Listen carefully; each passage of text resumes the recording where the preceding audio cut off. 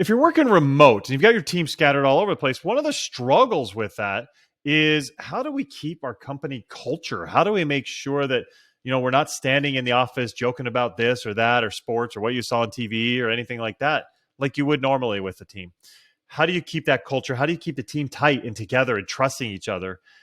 That's really interesting. It's a struggle for a lot of people. And so I spoke with Alexander Embiricos. He's the founder and CEO at Remotion, and they're solving this problem. They've created a product that makes it so you can overcome all this. You can have that culture. You can still make things happen, even when you're working remote. And he's got a lot of thoughts and insights into how to make this work for you. I think you're really going to like this. So if you have a remote team, check this out. It's a really good one. Welcome to SaaS-Story in the Making, the podcast that features the people who made the software world what it is today and the leaders who are shaping the future of technology. Here's your host, Matt Wolach. Yes, welcome. This is SaaS-Story in the Making. Thank you very much for coming. Really excited to chat with you. And my name is Matt Wolach. I'm your host. And what I do is I help SaaS founders, SaaS leaders scale their companies and learn how to put the right foundations in place so they can grow, so they can close more deals, so they can get that valuation they really want. And I'm really excited today to have a special guest. I'm with Alexander Embiricos. Alexander, how you doing? I'm doing great. How are you, Matt?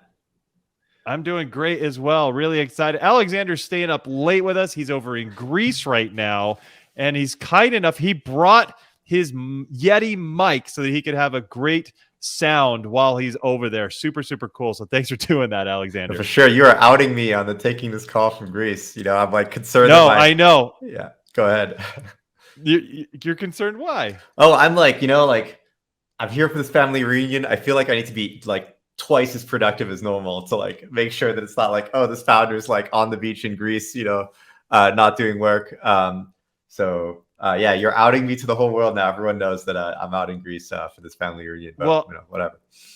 I apologize, but on the contrary, I think there's a lot of founders out there who wish that they would figure out how to balance work and life really well. Because myself, when I start a new company, I've started several, I get so deep and I just get so locked in that it's really hard for me to kind of pull away and figure out how am I going to kind of spend more time. I've got 2 girls and they're growing and I'm not going to see them, after a few more years. So, how am I going to spend that time? So I think it's really awesome that you're able to take that, go do what you have to do and still have time to do some of the work things like this podcast. So I think it's something that people will look up to you for and not slight you for. I think there's too much of a culture of you have to grind and spend 40 hours a day on everything. So I wouldn't worry about it. I think it's great.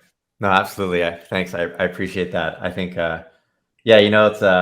it's a marathon, not a sprint. It's a truism, but that's kind of how we look at it. I can imagine, I can say for a fact, if I'd have just been burning the whole, when we started Remotion, sorry, you haven't even asked, but when we started this company, we were working super long hours. And at some point we realized we had to pull back or we were just going to burn out. And with the pivots we had to make, no way we would have managed unless we'd have pulled back a bit. That's so true. And a lot of people out there know that I work with SaaS founders and help them and coach them. And I have a lot of them who come to me after a year or two and they're just like, Matt, I am all the way there at the end of my rope. What do I do? And it's definitely something you've got to guard against. You've got to make sure that in the early days, you don't crush yourself and you don't make it so you hate what you're doing. You hate your job, you hate your company, you hate your market. That's not a good thing. So getting that balance, I think is super critical. I'm glad you're doing it. Nice. Thank you. Yeah, for sure. And I'll out myself as well. From when this is taping, which is back in June, I'm going to France for 5 weeks myself to be able to spend some time with my family. I will work over there. I'm seeing some clients over there as well. So I'm also trying to learn from you, Alexander, and do that balance of work and life and taking some time and still getting some stuff done. So hopefully you can give me some good tips on it. For sure. I swear I didn't set this up on purpose, but that is our company mission is to enable teams to live and work on their own terms. Living the dream. Here we are. That's phenomenal. So you're leading by example. Super, super cool. So let me just make sure I explain who you are to the entire audience here, because I think they've got a lot of insight into what's going on, but I think they're going to be really interested to hear who you are, Alexander. So Alexander, he's the co-founder and CEO at Remotion. Remotion, it's a virtual office. It makes room for casual conversations with co-working and shared music. I'm really excited to learn more about that. He's also a product manager at Dropbox, so he's got great experience within the tech world. So Alexander, thanks for coming on the show. For sure. Thank you for having me. Absolutely. So tell me about what you're doing lately and what's coming up. Yeah, lately, trying to think of the right level of granularity here, but I guess what I'll say is we're solving this like really interesting problem with Remotion, which is, hey, like there are teams who like hanging out. They would if they were in person. Now they're remote. They feel like they can't hang out and their culture takes a hit. And then maybe like a few months later, productivity takes a hit or trust takes a hit. How do we enable them to hang out? And we spent a while iterating, and we feel like we're onto something pretty interesting. So what I'm up to lately is actually figuring out the thing that you coach on that I just learned about, which is how do we grow this thing? How do we 7x top funnel coming out of a long iteration period where it was like much more product oriented than it was helping people find out about us oriented. So that's where my head's at, just thinking through how we do that. I think that's something that a lot of people think through, and especially as you spend a lot of time building a product, you've got a lot of sweat and tears into it. How do you make sure you get the results that you're looking for? And I think that's something a lot of people, obviously, I know it very well since I talk to about 200 founders a week on how they can do that. But let's go back. I want to understand what gave you the idea to start this. Remotion is a really cool idea. And can you just kind of give us how it all came about? Yeah, for sure. I mean, so just to say what Remotion is, as you mentioned, so we think of ourselves as a virtual office. If you were a team who, let's say you all lived in the same place, you would have a physical office. But, for whatever reason, maybe like just working, like trying to hire the best talent, giving people flexibility, et cetera, you're now a remote team. But you're the people who would go to an office, maybe one day a week, maybe two, if you lived in the same spot. We try to bring back some of that casualness of conversation because we feel like that's what's missing from work today. You just spend all your time in text and schedule meetings. So yeah, the way we started this, I guess like most things was semi-accidental. So actually after Dropbox, I didn't start Remotion. I started a gaming company, which failed, but was almost the same thing as Remotion, but for gaming. I don't know if I could talk about that or not. Do you want to know more? Yeah, sure. Yeah, okay. For sure. I think people out there, there's lots of us who have failed businesses. I have, and it's also interesting to know like what did you learn from it. So yeah, go ahead, dive in. For sure. So the gaming company and Remotion both, they're about this one question, which is, hey, like we have the Instagrams and the Facebooks, and those are all about likes and like they drive meaningful economic activity as well. But maybe what they don't drive as much of is some of the deeper relationships. And what was really interesting before I started the gaming company is we saw this rise of a game streaming platform called Twitch. And we realized that between audiences and streamers, there were these really deep, meaningful relationships being built. Now, admittedly, they were asymmetrical, right? Like super famous person doesn't know who the follower is, but they were actually pretty deep relationships. And we were kind of just thinking about why that worked. And we realized that the context of like watching a game in the background led to people being more able to just hang out in this live audio video stream than they might otherwise. And we were like, hey, like, this is cool. It'd be great if we could apply this to non-asymmetrical relationships. Like, what if this could just be between friends? And so we tried to build a Twitch for friends that, in retrospect, had a bunch of problems with the idea and didn't work out. But ultimately, we were scratching this itch of like, hey, how can we help digital technology connect people? And we had this hypothesis of it's all about the right context around a video call. Like Twitch is kind of a video call, right? It's like a broadcast. But the context of like the game and everything else the platform does was key to making that work. So that company didn't work. And I was like, okay, I'm done with this. Like I never want to touch anything like this. Like I could talk about why it's like a big lesson learned there in terms of like what I want to work on as a founder.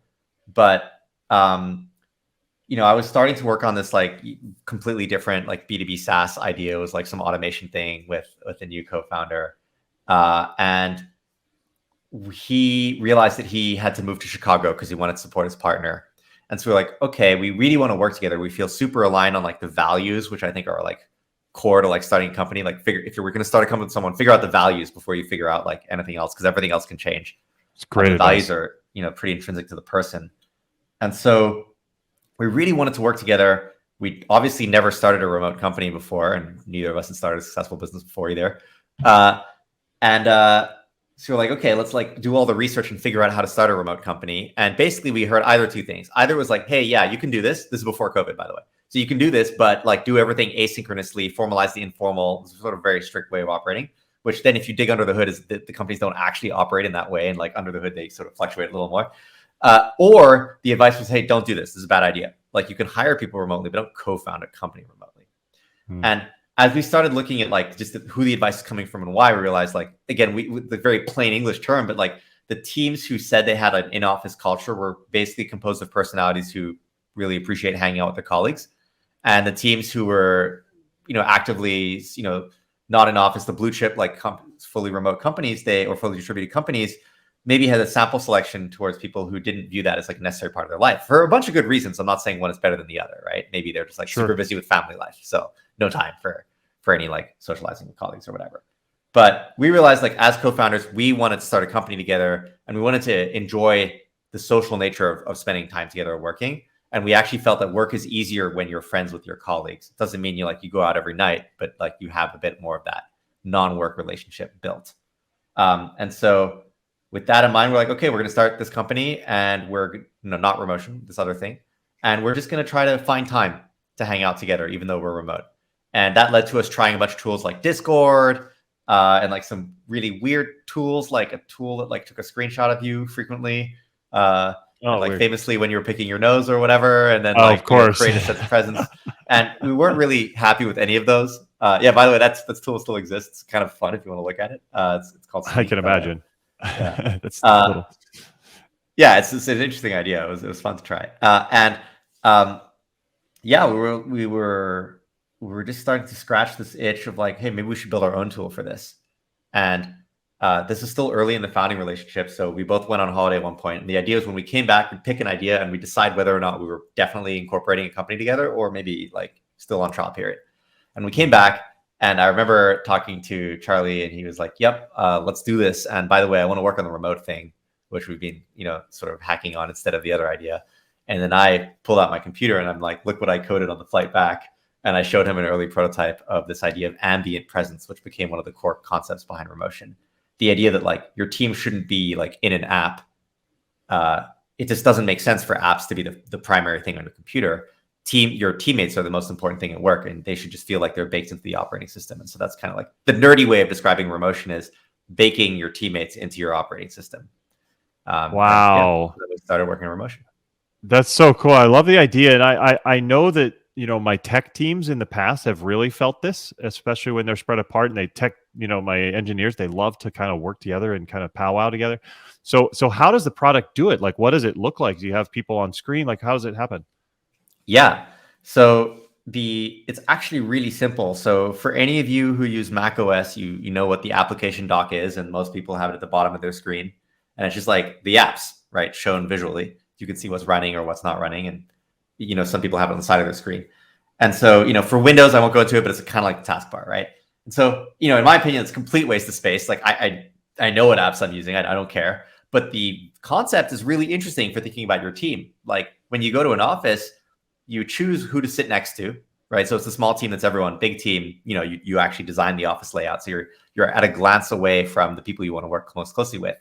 And what Remotion does is it puts you a glance away, or puts your teammates a glance away from you, by giving you a dock, but for your teammates. So if you have Remotion installed on your computer, you have a dock with all the same features, like it minimizes away or whatever, changes, expands, and changes size.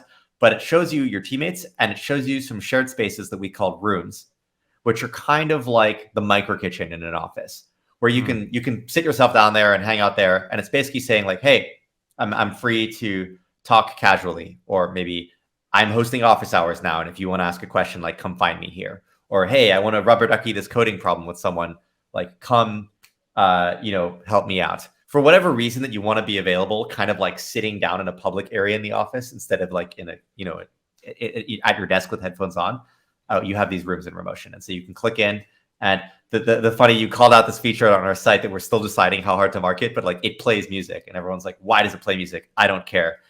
In fact, some people are like, this makes the app seem frivolous. But what we found is that it's quite awkward to sit in a call and say nothing. Mm-hmm. But in a physical office, that's what you're doing. Like you're sitting next to each other and you're saying nothing, and then occasionally you talk, right? And that silence creates room for casual conversation. I don't know if you've ever had this experience of like being in a Zoom happy hour, And it's like, all right, everyone, like be friends now. Like, please talk for 30 minutes about non-work. And it's just so awkward, right? Yeah, But no kidding. My wife has those. It's like go, and you're like, yeah, okay. but it's not actually awkward if you're silent, if you're allowed to be silent. And so what we found is that by playing some shared music into the room, it kind of gives people this allowance to be silent. And then that creates the space for casual conversation. So that's why we market this like music feature. It's a bit gimmicky, but it actually works. I can see it working because it does feel like it would be really awkward to be able to to have to just sit there and then like hope that they say, are they going to say something? Am I going to say something? What's going to happen? But the music makes it much easier. So that's cool. Yeah, super interesting. So yeah, Awesome. sorry, I forget the original question, but I mean that's kind of the story. No, I think that's great. I think that's it really kind of dives into how the product works. But from a company perspective, from the management C-level, why do you feel like this is important to them? Why do they care? Why should they look at getting a product like this so that what's going to help? How can it boost the company? Yeah, I mean, so the short answer, maybe the trite answer, is that you should use Remotion because for the same reasons that you would pay for a physical office. And the good news is that software is a lot cheaper than real estate. So not only do you get to save money on that, well, that's not the main reason at all, but you also get to hire an amazing team, strong, diverse team from around the world, but as I know that you have, right? Okay, so that's the trite answer. Basically, same reason as a physical office. The longer answer is that teamwork is better when there's trust on that team. And so if you want a happy, effective team, you need to build trust, and trust is built through relationships. And those are not built through large group meetings where you're transactionally discussing work, right? Like relationships are built through smaller group conversations where you're becoming known as a person. Like, hey, how are your kids? How was your weekend? That type of stuff. And like, yes, you can start your company meeting by going around the room and asking everyone to check in, like, was your weekend green, yellow, or red, or whatever question, and like, can go around. But that's still nowhere near as effective as just letting people get to know each other themselves. And so if you want a happy, effective team, and you believe that trust is a key way to get there, and you feel this pain of conversation not feeling casual at work anymore, then you should be checking out the entire market space of virtual offices, and obviously you should be checking out Remotion. For sure. So do you recommend companies kind of give a little boost and say, okay, in this room you're going to talk about this, or here's some things to bring up, or should they just say, hey, just go hang out and you guys do what you got to do? Definitely the former. So to start off, it's very helpful to curate the space. You could kind of think of it like, the office manager in a physical office is actually a super important person, and whether or not you have a micro kitchen and where it is a very important decision.